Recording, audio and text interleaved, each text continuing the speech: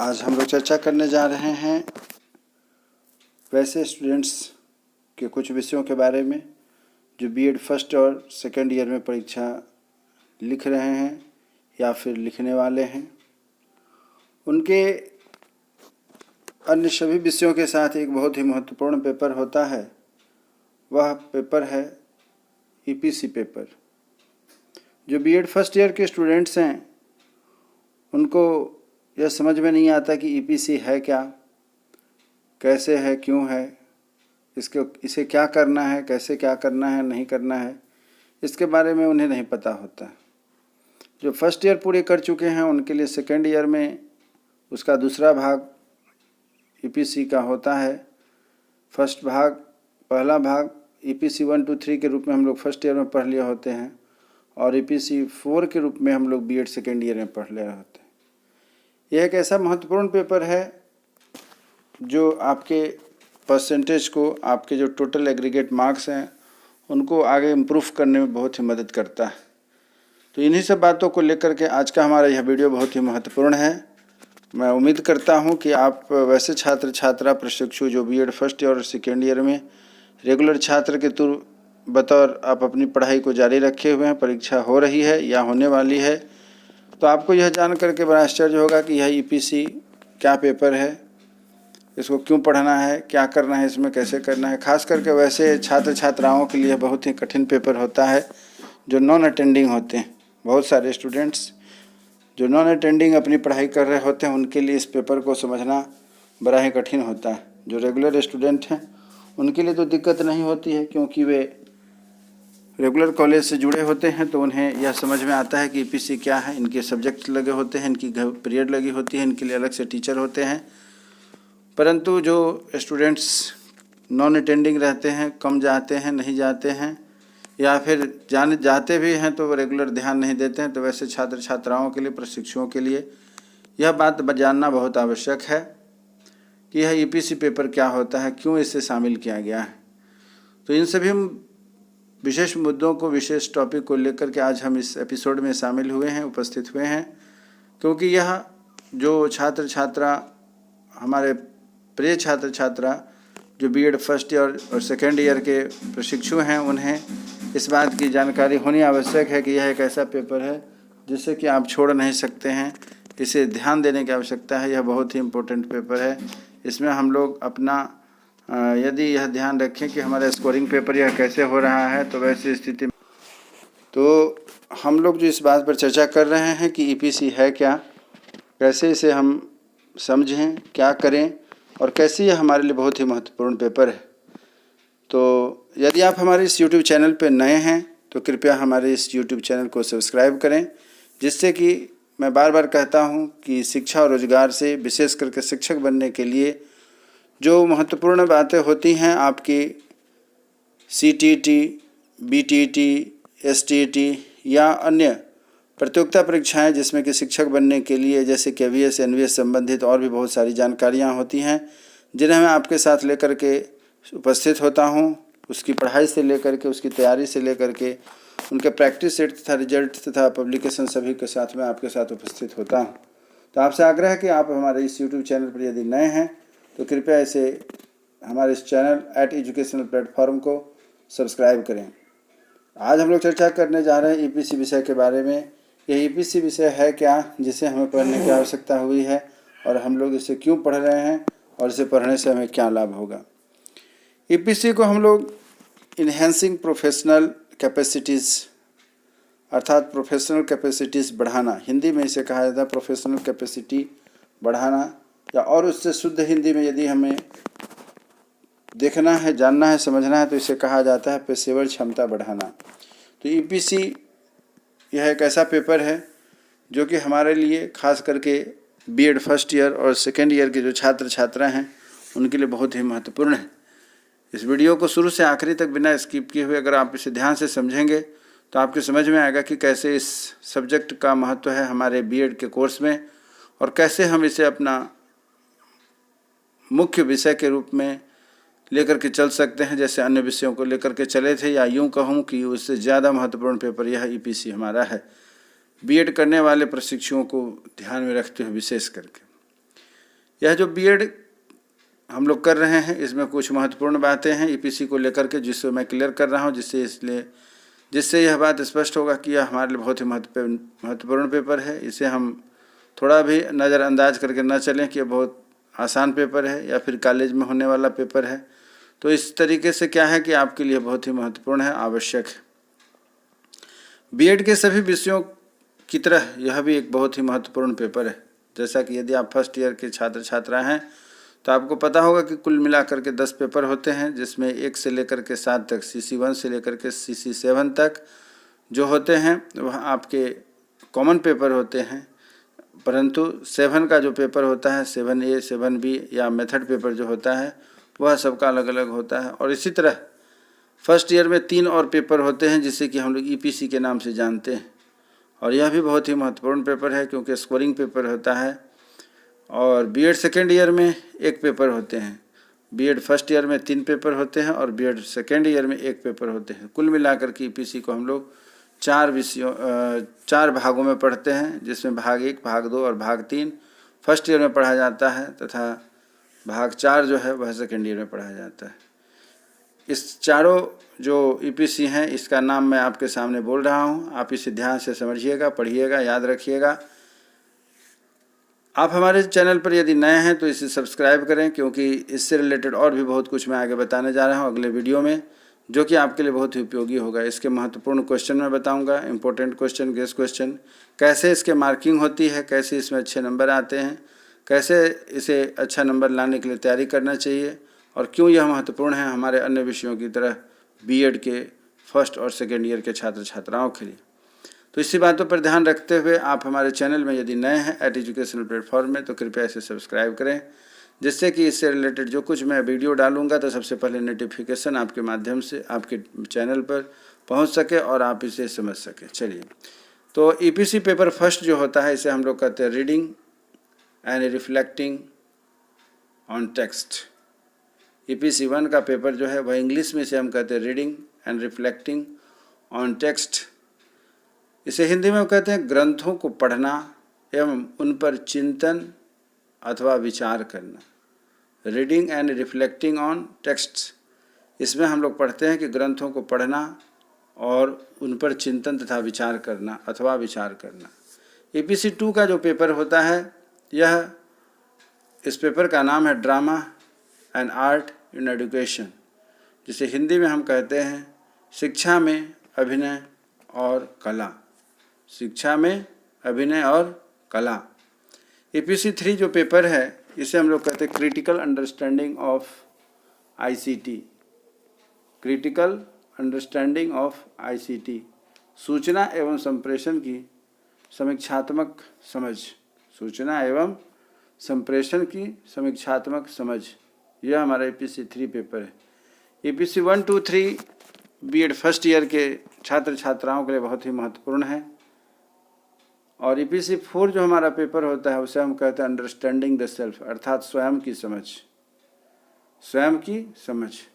तो आपने देखा कि यहाँ पर ईपीसी 1, 2, 3, ईपीसी 1, 2, 3 एवं 4 यह दोनों बीएड फर्स्ट ईयर और सेकेंड ईयर के लिए मिल कर के टोटल ईपीसी 4 सब्जेक्ट होते हैं, 4 पेपर हैं। यह बहुत ही महत्वपूर्ण है अन्य विषयों की तरह। इसका सबसे बड़ा कारण क्या है कि यह ईपीसी 1, 2, 3 एवं 4 ये सभी 50 मार्क्स अर्थात 50 अंकों के पेपर होते हैं, जो पूर्णतः इंटरनल एग्जामिनेशन अर्थात आंतरिक जांच परीक्षा पर आधारित होती है। इसके बाकी अन्य पेपर विश्वविद्यालय यूनिवर्सिटी के द्वारा आयोजित रूटीन के अनुसार उन्हीं परीक्षा सेंटरों पर हो जाती है जहां आपको एडमिट कार्ड के माध्यम से भेजा जाता है। परंतु यह पेपर जो ईपीसी 1, 2, 3 एंड 4 पढ़ने हैं, जिसमें ईपीसी 1, 2, 3 आपका जो फर्स्ट ईयर का पेपर है यह 50-50 अंकों का अर्थात 150 अंकों का पेपर होता है। यह 150 अंकों का पेपर टोटली कम्प्लीटली पूर्णतः कॉलेज के हाथ में होता है। आपका यह 50-50 अंकों का यह जो पेपर है ईपीसी 1, 2, 3 यह 150 अंकों का होता है, जो यदि आप अपने अच्छे ढंग से इसकी परीक्षा लिखते हैं तो लगभग 150 के 150 अंक आप प्राप्त कर सकते हैं। इसलिए मैंने कहा है कि यह जो पेपर है बहुत ही महत्वपूर्ण है, जिसे आप अपने परसेंटेज को बढ़ाने के लिए, अपने रैंक को बढ़ाने के लिए, प्रतिशत मार्क्स को बढ़ाने के लिए इसे आप चाहें तो अच्छे अंकों के साथ निकाल सकते हैं, बशर्ते कि आप इस विषय में ढिलाई ना करें।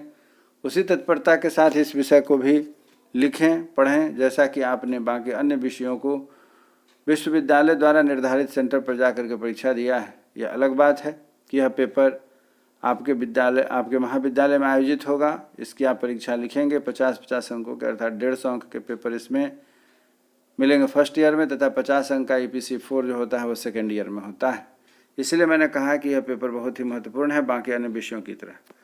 अब बारी आती है कि यह थ्योरी पेपर CC1 से लेकर के CC7 तक, यदि आपका किसी कारणवश पेपर अच्छा नहीं गया है और आप असंतुष्ट हैं कि हमारा पेपर अच्छा नहीं गया है, जिसमें हमारे परसेंटेज यदि नीचे चला जाता है, ख़राब हो जाता है, तो हमारा रिजल्ट गड़बड़ हो जाएगा, वैसी स्थिति में इस EPC पर आप ध्यान दे करके अच्छे से इस पेपर को निकालें, जिससे कि आपका यह जो मनोबल छोटा हो गया है किसी कारणवश CC1 से लेकर के CC7 तक, उसको यह रिकवर करने में बहुत ही मदद करेगा। 150 अंक आपके सीधे सीधे फर्स्ट ईयर में तथा 50 अंक सीधे सीधे आपके सेकेंड ईयर में जुड़ते हैं।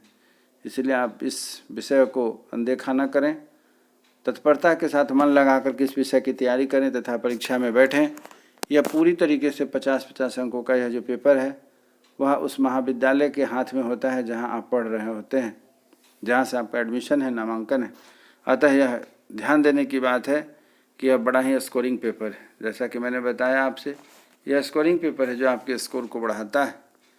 इसी में और आगे कहना चाहते हैं कि बीएड के मुख्य विषयों की तरह इस विषय को भी लेकर के आप चलें।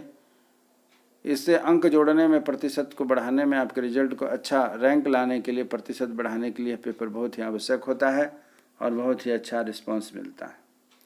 और जो कुछ मुख्य बातें हैं कि अच्छे से अन्य थ्योरी पेपर की तरह इसको भी आप पूरे ढंग से पढ़ें, तो जिससे यह पेपर आपके लिए बहुत ही लकी पेपर होगा, स्कोरिंग पेपर होगा। अन्य विषयों की तरह बहुत अच्छे अंक लेकर के आप इसमें आ सकते हैं।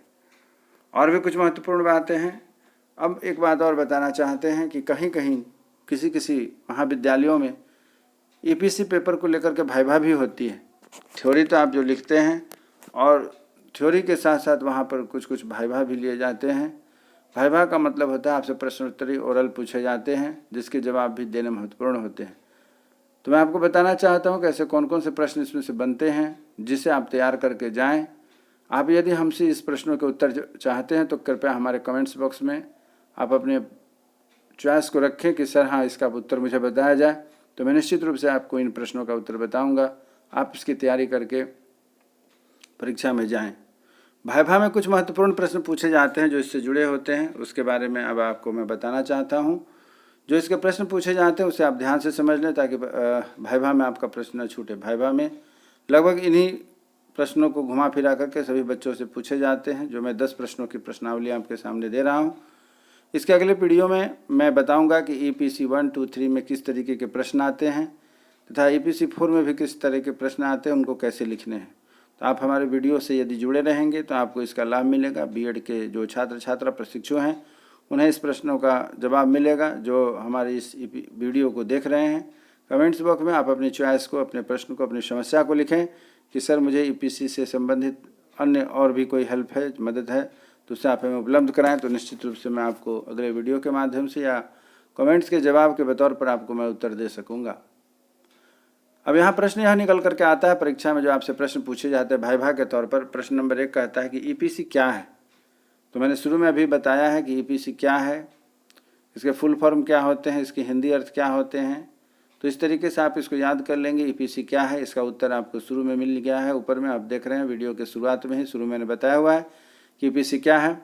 उसके बाद बात आती है कि EPC का फुल फॉर्म क्या होता है। EPC का फुल फॉर्म क्या होता है, इसका भी उत्तर आपको ऊपर शुरुआत में ही मिल गया है। इससे संबंधित जो भी प्रश्न बन रहे हैं उसका उत्तर आप ऊपर में पा चुके हैं।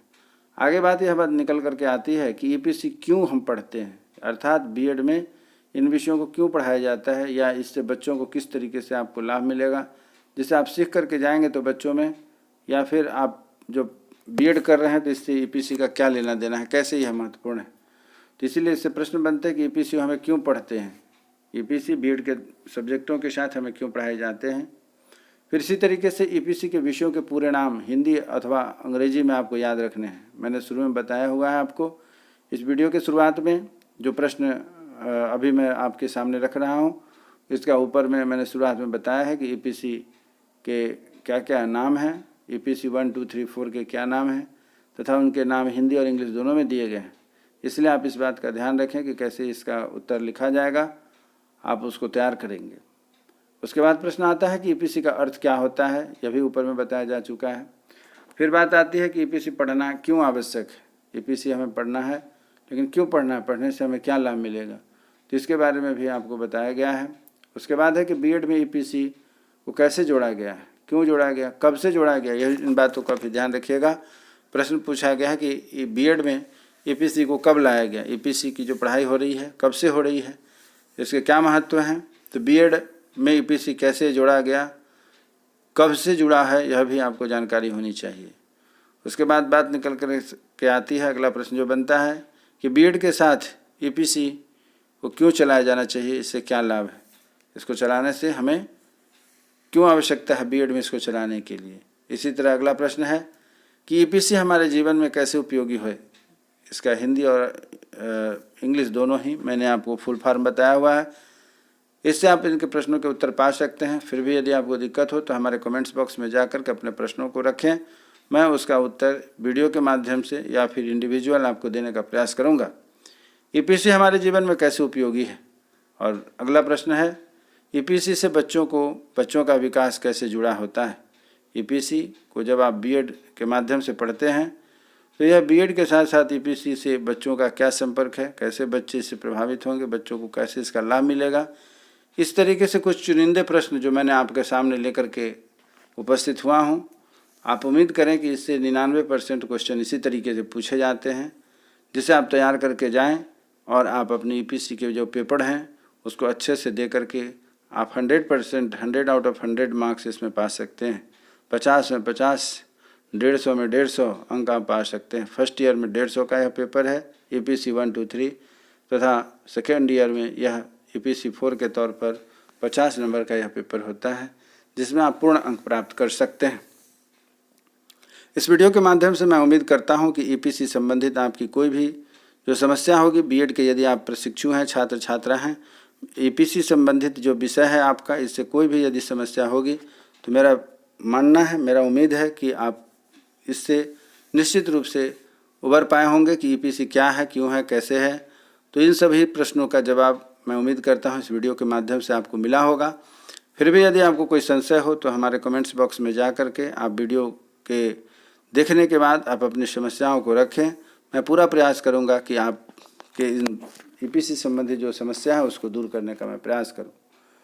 आपको यह वीडियो मैं उम्मीद करता हूं अच्छा लगा होगा, और अच्छा लगा है तो निश्चित रूप से हमारे चैनल को सब्सक्राइब करें, लाइक करें, शेयर तथा कमेंट्स दें, जिससे कि आगे जो कुछ भी मैं नया लेकर के आऊँ उसकी सूचना आपके पास सबसे पहले पहुँच सके। इसी उम्मीद के साथ कि आप स्वस्थ रहें, मन लगा कर पढ़ाई करें तथा आगे आने वाले हमारे वीडियो का इंतज़ार करें। तब तक के लिए हम आप सभी मिल कर के एक दूसरे को अलविदा कहते हैं। जय हिंद, जय भारत।